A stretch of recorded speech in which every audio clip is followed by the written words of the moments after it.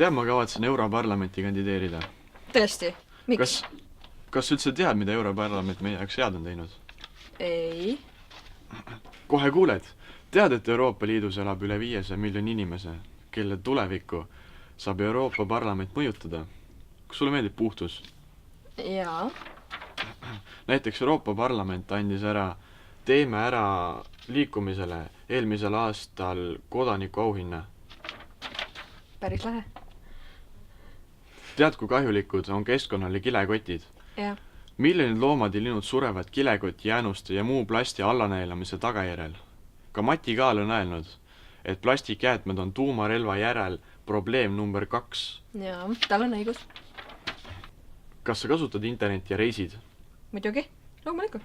Euroopa Liidu eelarves on eraldatud 120 miljonit eurot avaliku tasuta wifi rahastamiseks kõigis liikmesriikides ning ka Norras ja Islandil. Kas rahvuskultuur on sulle oluline? Jaa. Tänav aasta on kogu Euroopas pärandi aasta. Kultuuripärand tähendab ka töökohti. Selles valdkonnas töötab üle 300 000 inimese ja seotud ligi 7,8 miljonit töökohta, näiteks turismi- ja ehitussektorid.